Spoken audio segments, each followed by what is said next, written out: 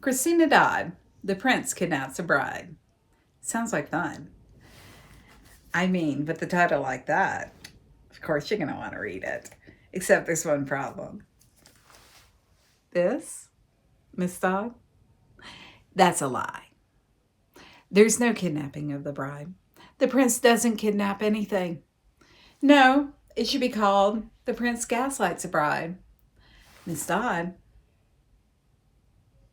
you owe me a kidnapping. So I hope you join me as I read, do a little review, and rate romance books. Now, y'all have to stick around for the ratings. I think you're going to love these. They're a little bit different. Let's start off with the world's quickest synopsis. Okay, so you got Princess Sorcha, you've got Prince Rangier. They're from neighboring countries, both underwent revolution. He lost his crown to the evil Count Dubella. Her grandmama retained the crown in her country, but sent the princesses away in order to keep them safe. So now she's sitting on an island off the coast of Scotland, just waiting for the day that grandmama says, come back on home. She doesn't know that grandmama has no idea where she's at. That's why she hasn't been sent for. So the prince is sent on a mission to find the princesses. And if he finds them, he can marry one and then take back his country using grandmama's army. Now, mind you, Prince Ranger and Princess Sorcha have known each other their entire lives. They basically grew up next to each other. And they were actually engaged to one another. One of those like engaged from birth royal things, right? Let's get to the meet cute. Instead of the prince coming to the island and saying, oh, princess, look at here. It's your prince, your fiance, who, by the way, she thinks is dead. He's been missing for 8 years. No, he decides instead to pose as a fisherman who is shipwrecked off. So the meet cute, we have him as a fisherman saying he's Anjou. And her first impression of him and our first impression of him is he smells like dead fish. She can't get over the overwhelming rotting dead fish smell. Isn't that nice? Such romance. I mean, who doesn't think dead fish, romance? Yes, hand in hand. Okay. Nonetheless, he says his name is Arnu and he disguises himself. I just want to go over this disguise thing for a minute, y'all.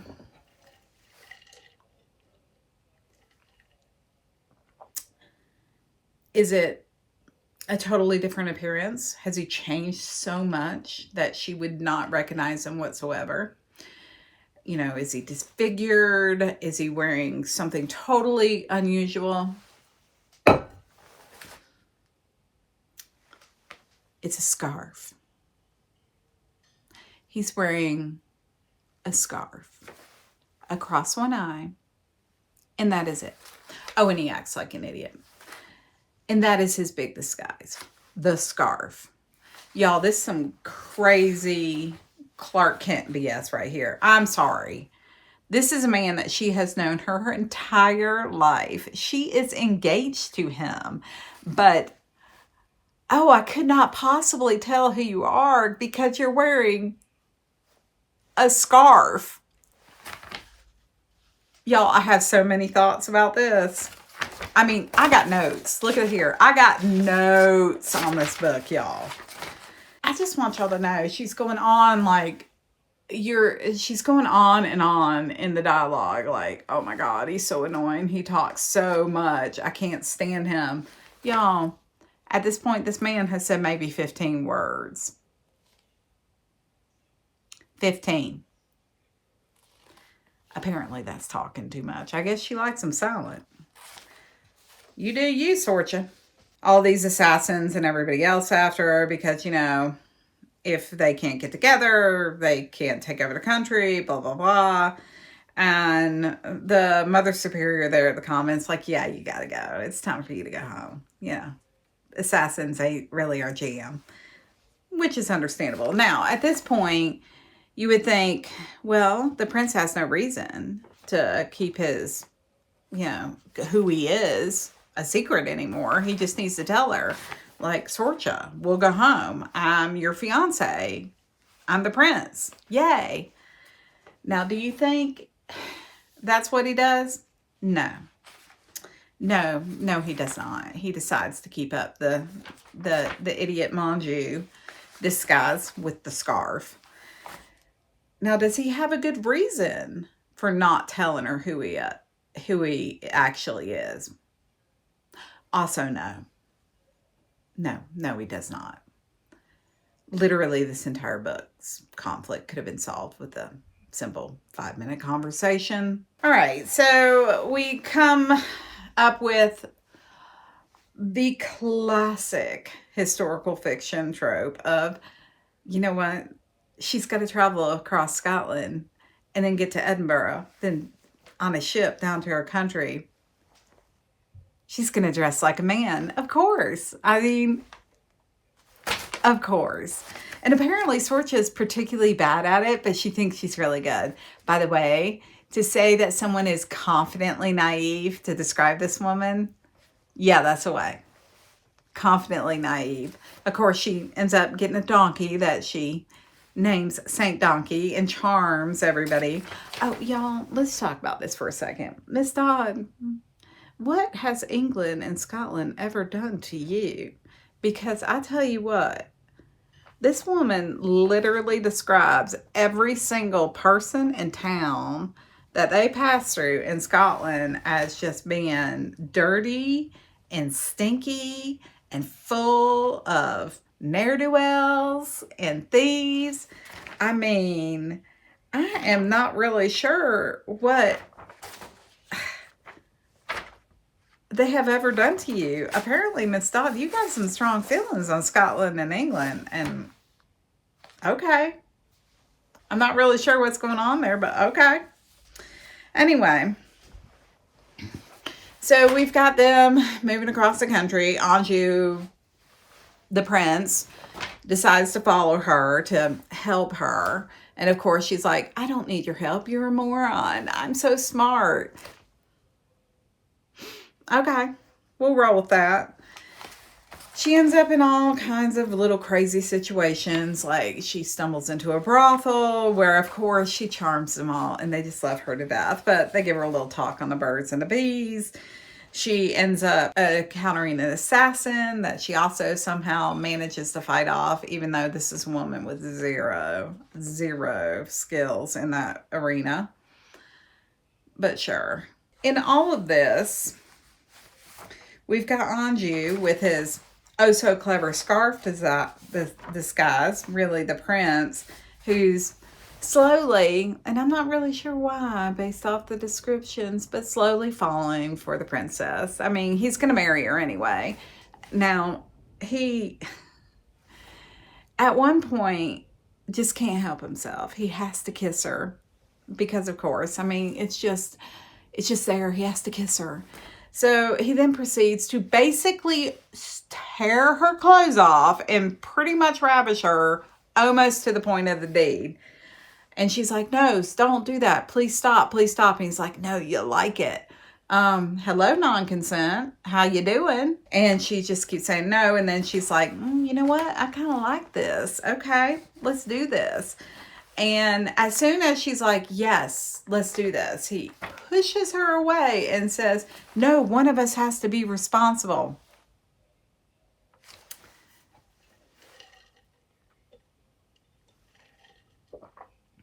I'm thinking maybe if you're going for responsible, tearing off the clothes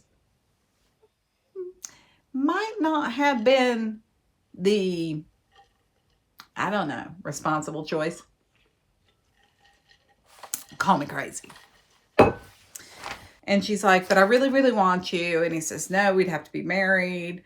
And she's like, okay, let's get married. Even though she still describes him at this point as a kind idiot, but a kind idiot that she is attracted to. So sure, marry him. Okay, Sorcha.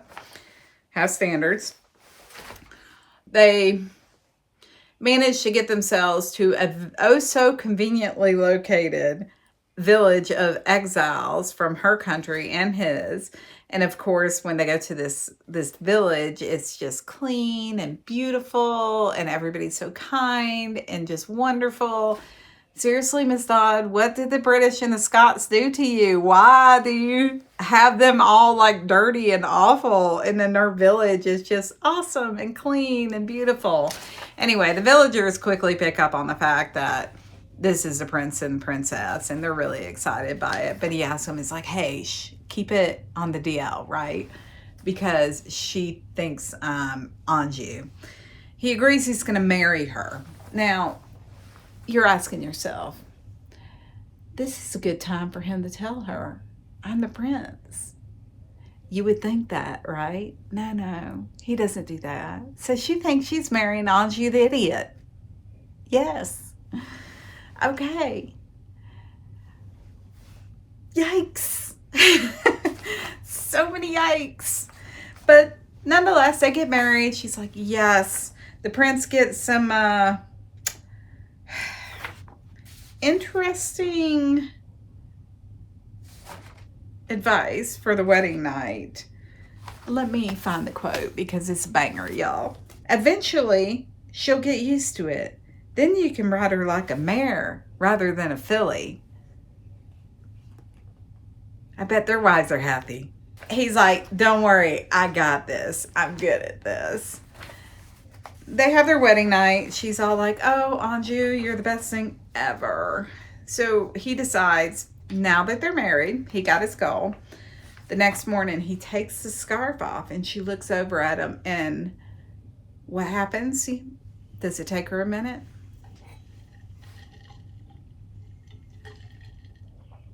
No. She immediately recognizes it's the prince. Immediately. Y'all, this man has traveled across a country with her wearing a scarf. That's it. Just a scarf. She never once even clued in that, hey, this is the prince. No.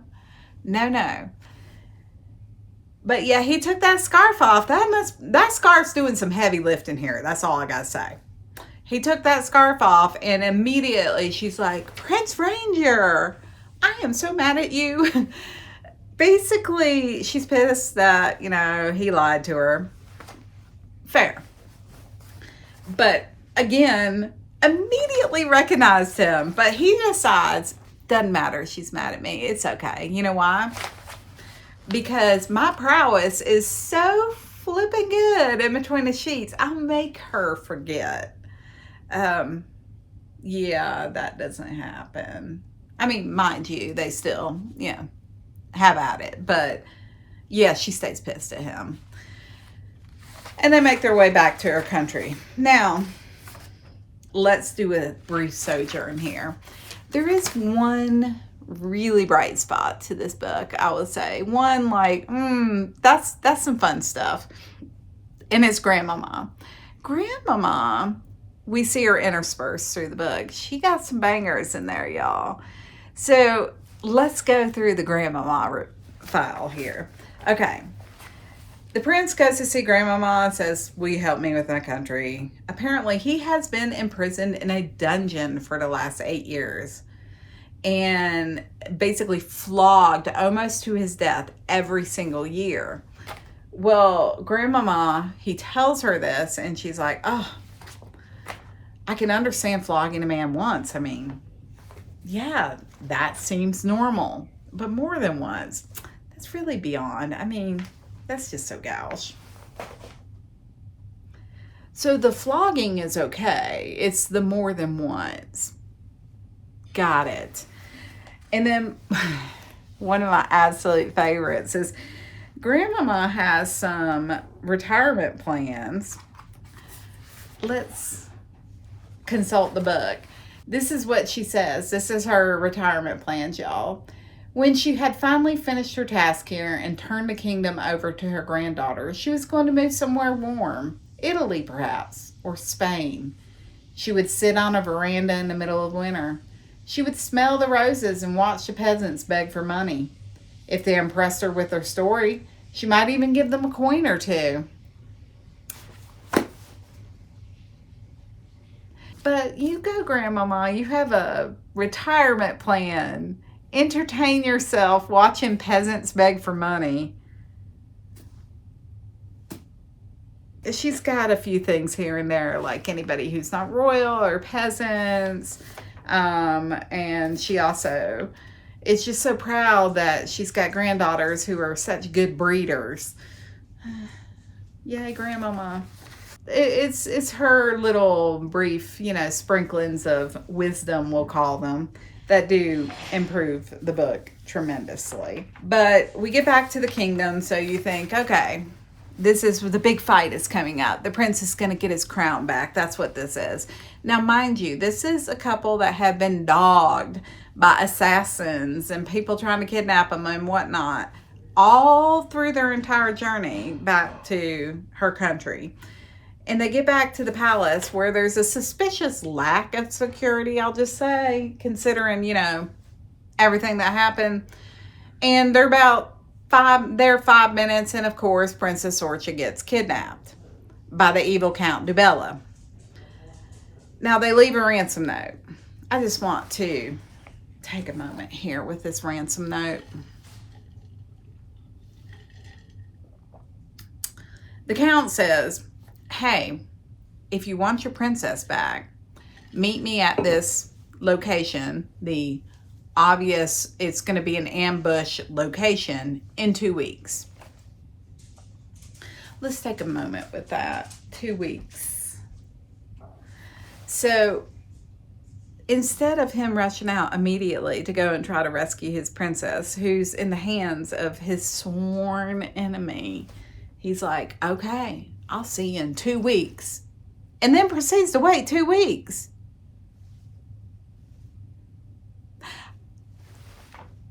Is anyone else thinking what I'm thinking? Like, what in the bet? I'll see you in 2 weeks, y'all. Okay. So we get to the big battle. It's an ambush like he thought, but, he outsmarts it because he knew it was going to be an ambush. And, of course, Sorcha helps him. And ultimately, they kill the Count, and he's able to take over his country, and everybody lives happily ever after. But there's one thing. So we got to reverse all the way back to the prologue. In the prologue, she has this dream, seemingly prophetic, something different than she's ever had before, where she thinks basically she is dying. Now, she wears this cross, a cross that has been passed down in her family. Well, the cross starts glowing blue and heats up when she grabs it, like to almost where it burns her hand. And she has to, throw it away because it's burnt her hand. So I'm reading the prologue, and I think, oh, okay, there's some magic in there. Except it never comes back. Like, there's zero magic. The entire book, it starts with the cross and the burning, and then never mentioned again, except at the very end. So it turns out those floggings that almost beat to death the prince, it actually did kill him once. And he was stone cold dead, y'all. Stone cold. And apparently, suddenly, this was her having that dream with the cross. He sees this cross that he grabs in his deadness. I don't know. And it brings him back to life. So this is the magic. So Sorcha and the prince are just meant for each other because she has the magic bringing back to life cross. Okay. With that, let's get to my rating.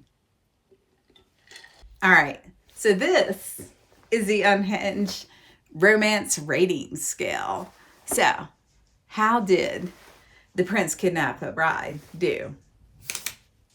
Well, close, but not quite. Definitely not none of this was in the Bible. I mean, we definitely didn't get this can't believe it'll scrub my brain. So I think we're going to be, well, that just happened right here. And I would say the reason why is it could be shockingly normal. However, The welt that just happened. Grandmama's really saving the day here. I think otherwise we're into the shockingly normal.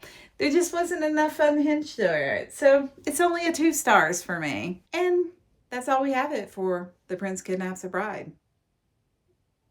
Who didn't kidnap the bride?